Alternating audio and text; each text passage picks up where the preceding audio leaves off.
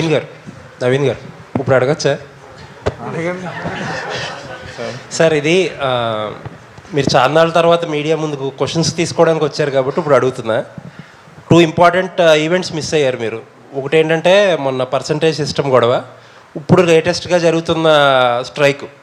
మీరు డిస్ట్రిబ్యూషన్లో ఉన్నారు, ప్రొడక్షన్లో ఉన్నారు, ఎగ్జిబిషన్లో కూడా ఉన్నారు కాబట్టి మీరు పర్ఫెక్ట్ పర్సన్ ఏమో అనిపిస్తుంది నాకు. ఆల్రెడీ మాట్లాడిన వాళ్ళతో సహా మీరు కూడా పర్ఫెక్ట్ పర్సన్. అది చెప్పండి సార్, రెండిట్ల మీద మీ ఒపీనియన్ ఏంటో. థియేటర్ పర్సంటేజా? అవును.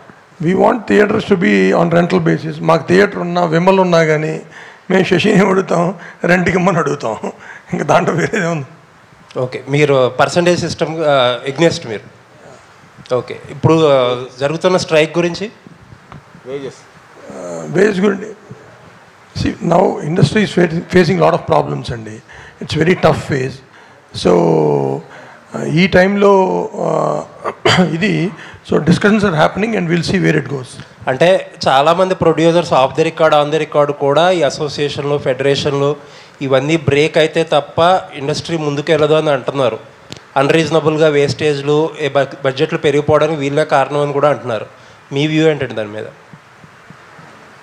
అంటే బ్రేక్ అవుతుందా లేదా కానండి, రైట్ నౌ ఇంక్రీజ్ చాలా టఫ్గా ఉంది. ఎందుకంటే మార్కెట్స్ బాగాలేదు,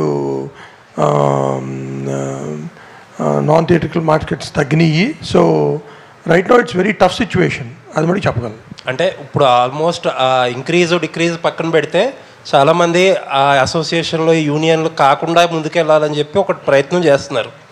మీరు మీ ఒపీనియన్ ఏంటి దానికి? ఎనీథింగ్ మా బడ్జెట్ కంట్రోల్లోకి వచ్చేది, ఎనీథింగ్ ఫర్ అస్ గుడ్ అయితే మంచిదే కదండి. ఏది వస్తుంది బడ్జెట్ కంట్రోల్లోకి, ఏం చేస్తే వస్తుంది మీ వ్యూలో?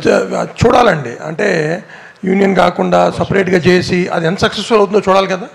ఓకే, ఇప్పుడు నేను సినిమాని 100 రూపాయలు తీసి 90 రూపాయలు తీయగలిగితే గుడ్ ఫర్ అస్. బట్ అట్లా అని చెప్పి వాళ్ళ ఎంప్లాయ్మెంట్ కూడా చూడాలి. Both things to balance both.